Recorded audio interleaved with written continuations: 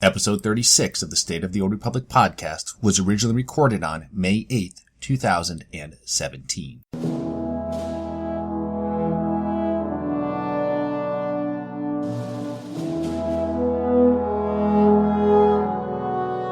It's the State of the Old Republic podcast.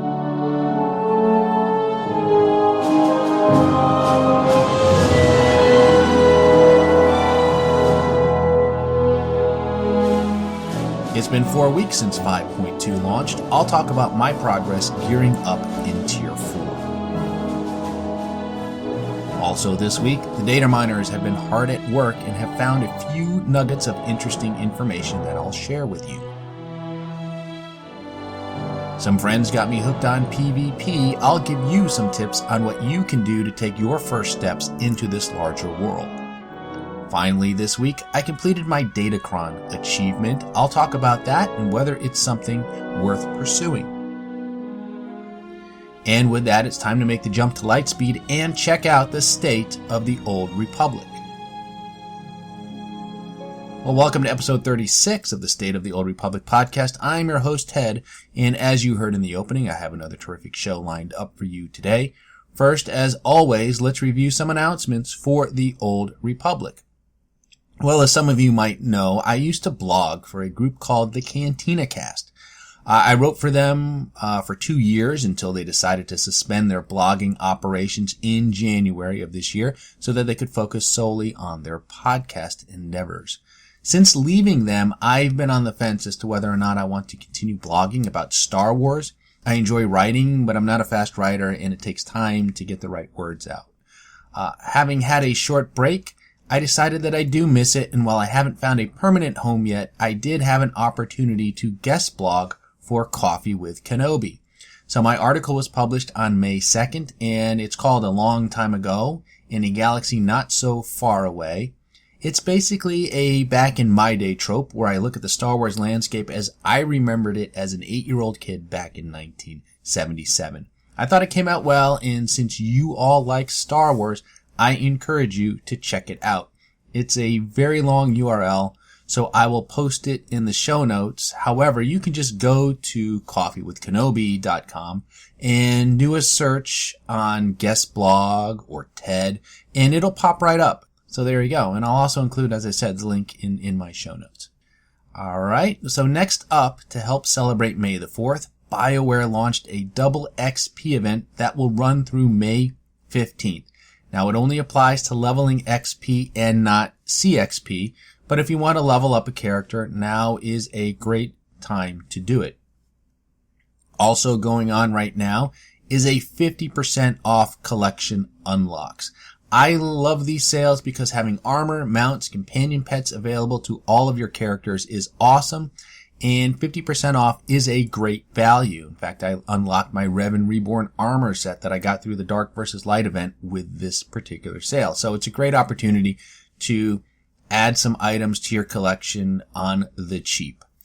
Also, if you have a Twitch Prime account, you can get a code which you can enter on your SWTOR account that will grant you an ACPT walker mount and a character boost that you can use to create a level 60 or 65 character, your choice.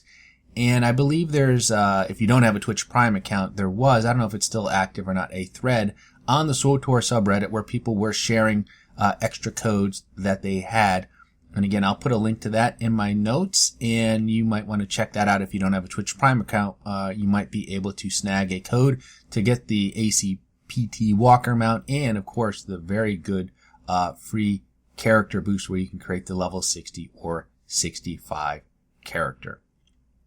And finally, this week, you should receive the M4Y6 droid, which is the May the 4th pet droid, on May the 9th. I believe that's the date. The cutoff to get it was May the 8th, and then they were going to start giving it to you after that cut-off date. I know I saw a lot of people, guildmates, other people asking in game why they hadn't received their droid, and the reason is they were, waiting until this cutoff before they were going to mail it to you.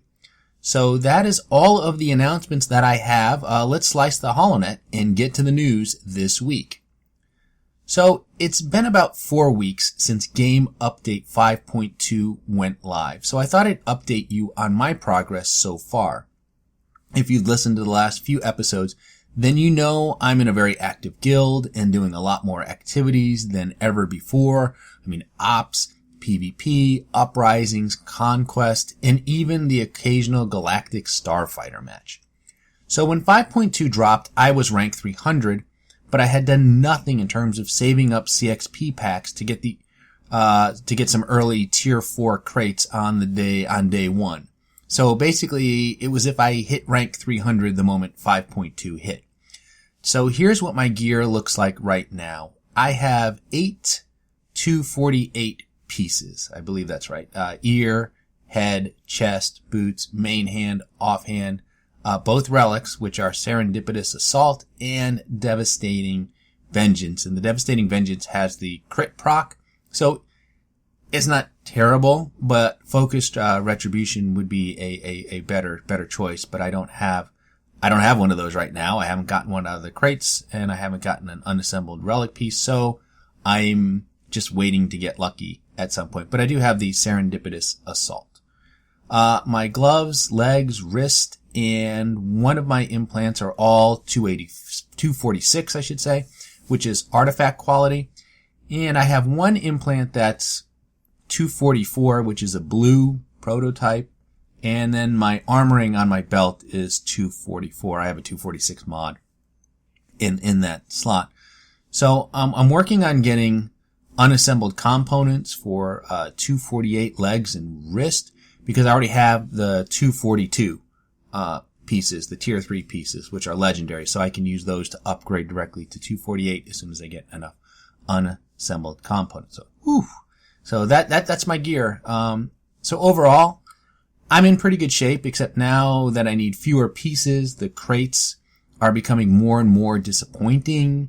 I mean, ultimately I need to start running a few veteran mode, aka hard mode ops, and target my missing pieces so I can work on upgrading them to 248 via unassembled components. And I don't know if they're going to introduce a 5th tier of gear, but if they do, my ultimate goal is to have a full set of 248 gear and then be capped on unassembled components whenever that change drops. And if they do add a 5th tier, I really hope that they just phase out lower tiers and make tier 5 the max and keep the costs and the CXP requirements the same as it is now. When they added tier 4, the CXP required to get a crate went up. And I believe the unassembled component and command token cost to get tier 4 gear also went up. And I would rather they just phase out like tier 1 and make that purchasable with credits or command tokens, and then have Galactic Command drop tier 2 crates from rank, say, 1 to 99 and tier 3 from 100 to 199, and then tier 4 for, 200 to 300, and then once you hit 300, you would start getting tier 5 gear, but the costs and the CXP required to get all this would just stay where it is today. So that's all speculation on my part. Nothing has been announced regarding a 5th tier of gear, and nothing to my knowledge has been data mined either. But there have been some other cool things data mined recently, and I wanted to talk to you about those now.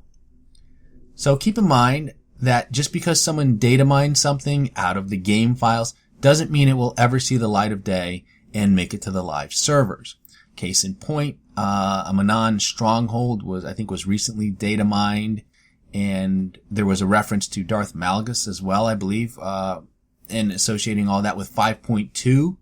Obviously, to my knowledge, I haven't seen Darth Malgus in 5.2, and certainly don't have a Manon stronghold, which I absolutely would love. In fact, I wrote a blog post a while back when they were getting ready to introduce the Yavin 4 stronghold. They just said, hey, we had a new stronghold coming. I think it was in a producer's roadmap, but it didn't say where it was going to be.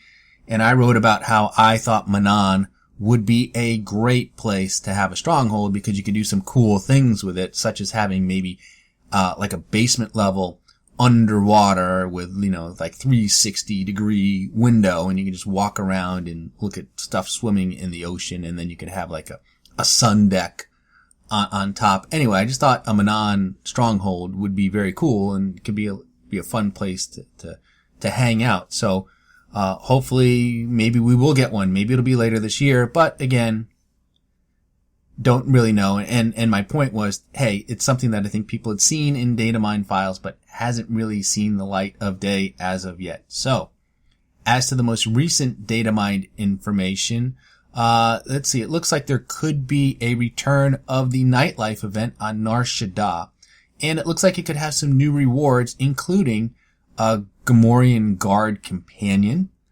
and also a new creature mount called a Thuvasaur, which I believe is something similar to a Dewback. So it might have a kind of like a Dewback model. But those could be new rewards. The really cool thing that was mined was a 25% legacy-wide boost to all characters under rank 300. This was a Galactic Command boost, by the way. So yeah, 25% legacy-wide boost to CXP for all characters under rank 300, and I believe that's a permanent boost, by the way. I also saw some rumors about new speeder ranks, possibly going as high as 4 and 5. Didn't see any details on how much they would boost mount speed, but maybe we could get a mount speed boost, a couple of those coming some point this year as well. Again, this is all highly speculative, but all good things, right? I mean, I like the nightlife event. We didn't get it last year, so it's overdue. And that's usually a summertime event, by the way. And I also like the idea of them adding new rewards to the event, because that's a great way to keep it fresh and keep people playing and paying, because just like real gambling, it is a bit of a credit sink. So start saving now, because the nightlife event could very well return with some new improved, cool, different rewards. So that's it on the data mine stuff.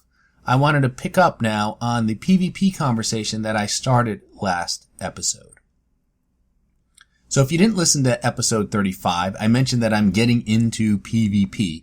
I went and did some war zones with friends, and I got hooked. Initially, I was enticed by the prospect of unassembled components, but I'm genuinely starting to enjoy it. And I said last week that if you're just getting into PvP, you should focus on having fun. Don't worry about winning or what the objectives are. Make sure you have fun, because if you don't have fun, you won't go back and do it again. So I learned how to have fun even when losing, and so I've crossed that hurdle, and now I'm taking the next steps, which is to actually learn the objectives so I can go into these war zones and be productive and help the team win, because these war zones are a lot more fun when you actually win, and they're cool when you see your name, high up on the leaderboard, knowing that you contributed to the victory. And then if people give you an MVP vote, which I've gotten a few here and there, it's nice. It makes you feel good, and it makes you want to go back in there and keep on keeping on. So to that end, I was digging around and looking for some basic guides, and after searching and searching, I would recommend that if you're interested in learning about PvP, that you head over to the SWTOR Academy on YouTube. It's SWTORista's channel, and she has some short guides on all of the key war zones, including Civil War, which is on Alderaan, Odessen, Voidstar, Huttball, Ancient, Hypergate, and the Navarre Coast. And they're good. They're all about 5 to 7 minutes long and give you a very good overview of the objectives and basic strategies. So, while killing other players is great, it's not always what's needed to win. And if all you do is stand around trying to kill other players, you might actually just be wasting time and hurting your team. It's as if you're not even there, because you're not doing something that's helping the cause, so to speak. I mean, after a week of doing PvP right now, I think my favorite war zones are actually Ancient Hypergate, Civil War, and believe it or not, the original Huttball map. I like those three. One, because I'm somewhat familiar with the Huttball map, and it's really not that bad. It's really just about, helping your guys score by either protecting the runner or making yourself available to receive a pass in a key place and cross over the goal line. I think I talked about that last week, how I scored in one of the matches that I was doing, and was able to do it in style by turning my back to the goal line and hitting rocket out on my Merc and doing that. That was fun. As well as just trying to stop the opposing team's ball carriers and get the ball out of their hand. So it's, I know people complain about Hutt Ball and they don't like it. I will say this, there's a couple different Hutt Ball maps. I like the original one. Do not like the newer one at all. That one is just really kind of more vertical than the original, and I don't like that one. I don't like that one at all. And like I said, the Ancient Hypergate is pretty good. Some things to keep in mind there is, you're dying. When you die in that, you hurt your team. The other team gets points. When you kill people, that's actually pretty good because your team gets points. But the other thing is, there are these orbs that you can pick up and run back to your team's pylon if you've secured a pylon, which is an important thing to do. I actually like to go ahead and do that. So I like the Ancient Hypergate, and Civil War is another one that I enjoy. Ones that I don't like right now are Odessan. And Odessan's a little bit, I don't know if complicated is the right word, but there's killing really is like the sort of the last thing you need to focus on, if it really at all. It's really about standing and stuff, securing control points, and there's things you can pick up to help that, shut your opponent's thing down. There's a lot going on there. I need to read up on that one, as well. It's again, I don't know if it's a complicated map, but it's sort of a busy map, maybe. So I'm not familiar with the map as well, so I waste too much time running around trying to get from point A to point B. So Odessan is one that I need to kind of study up on a little bit.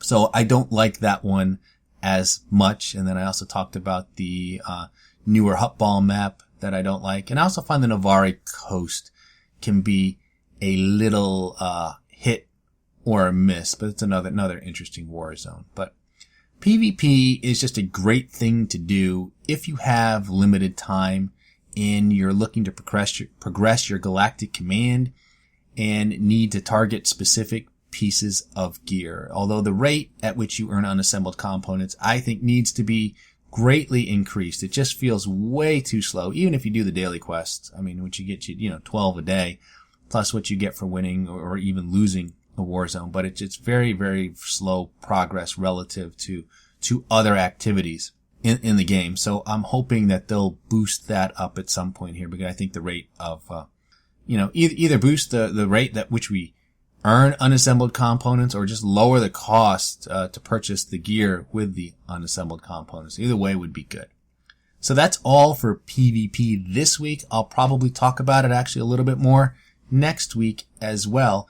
But I wanted to move on to my final topic for this week, and that is datacrons. You remember those things, right? One of the things I did this weekend was complete my datacron achievement. And I had one left on Corellia that I had not gotten. And I finally just decided to get it done. And if you haven't gotten all of your datacrons, you really should. For one, it's fun. Well, that's to say there is a high degree of satisfaction from getting them all, at least. I mean, don't get me wrong, they have a tendency to induce an inordinate amount of cursing, screen punching, and rage logging. But they're definitely worth getting.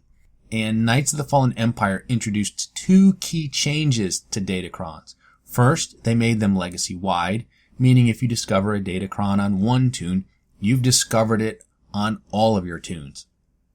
Second, they got rid of the individual primary stats. You remember those, right? Aim, cunning, willpower, and strength. And they replaced them all with mastery. And prior to this, you didn't really need to get all of the datacrons on a single toon. For example, a mercenary didn't really benefit from willpower. So other than the thrill and challenge of getting all of those datacrons, there was no reason to chase after them at all. Well, now that those datacrons grant mastery, it's worth getting. It's not a huge boost, but it's not zero either. In fact, I think it's roughly 200 mastery that you gain, and about 50 presence and 50 endurance. But, keep in mind, as the level cap increases and the gear gets better, the value of the stats begin to diminish, but it's still pretty good. And, datacrons are also one of the hallmarks of the original game, and you do get a sense of accomplishment from getting them. In addition to the stats, you get a whole bunch of lore in the form of codex entries, and I do like to read those from time to time. Some are easier, certainly easier than others to get. Some, like the Fleet Datacron, require help from others. Others require a lot of patience and waiting. Many require good timing and jumping, and you'll have to do it on a mix of Imperial and Republic characters. The final one that I needed was on the Empire side of Corellia, and it basically required jumping onto a couple of moving platforms, which, if you missed, you would die and have to run back and start over. I mean, for me, this was miserable, and it took a long, long time to figure out the timing of the jumps. I mean, there was a couple of ways to do it. I mean, you had these really tiny platforms that were fairly far down from where you were standing, and they would crisscross over one another, so you could hop on one and then quickly hop down to the other, or you could just, time it and just hop onto that second one, which was a little bit lower down. And what happened to me, a lot of times I would land on it, but because it was so far down, your character would kind of do this roll, and I'd roll right off the stupid thing. Or I would just mistime the jump, and then even if you did land on that platform, you'd have to ride it up a little ways until it got over this tiny little ledge, and then you'd have to jump onto the ledge. And I've missed doing that a couple of times. And if you missed any of these jumps, you would die, and then you'd have this fairly long ride back to the Datacron location, and then you'd have to wait for those moving platforms, which, I don't know. Whoever did that kind of found a way to make them move simultaneously slow and fast, if you get my meaning. In other words, when you feel like you had to wait forever for them to kind of make their way towards you, but then once they were towards you and you had to actually make the jump, it felt like they were moving at practically warp speed. So that was probably the most difficult one for me to get, but I got it done. Woohoo! And I now have all of my datacrons. And if you're looking for guides, there are plenty of guides out there. Even some of the old ones from way back when the game launched are still pretty good, because the locations and how you get them haven't changed. So if you're going to do some YouTube searches looking for some video guides, you might want to search on, the planet and the original stat too. You might want to look for cunning datacrons or willpower datacrons, because that's how a lot of people did those early videos.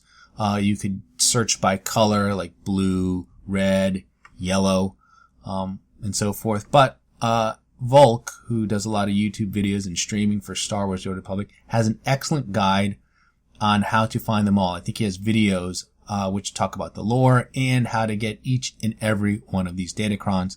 So as always, I'll post a link in my show notes for that. And like I said, there are plenty of other guides and videos out there, but his is definitely a great starting point.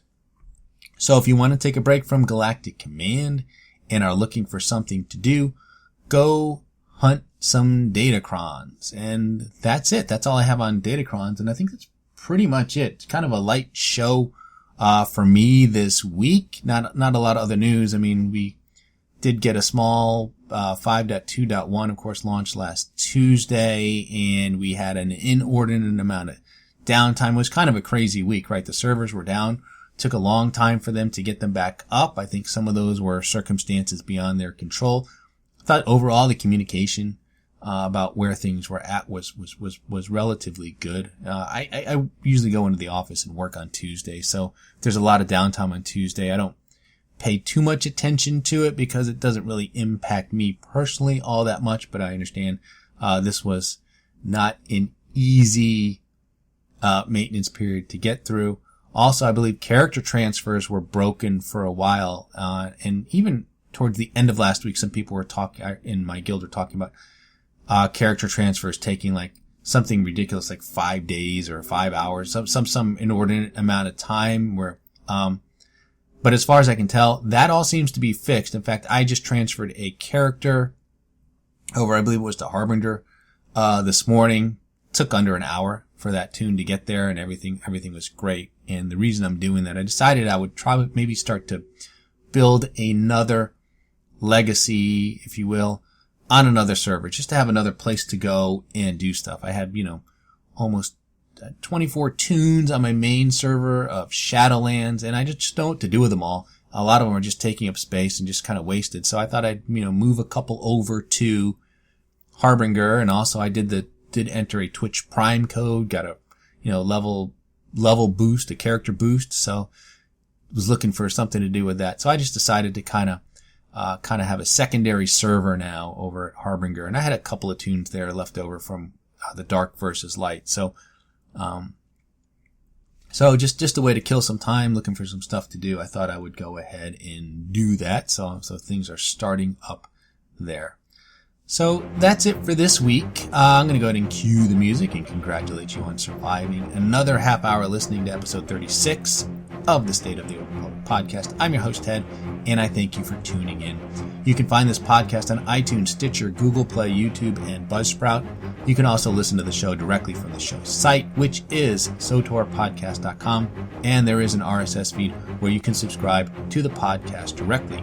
If you have a question for the show, you can email me at sotorpodcast@gmail.com. You can also tweet your questions to @sotorpodcast, and be sure to follow me on Twitter to get the latest information on this show. Look for episode 37 on May 17th, 2017. And remember, the Sith code, cake is alive.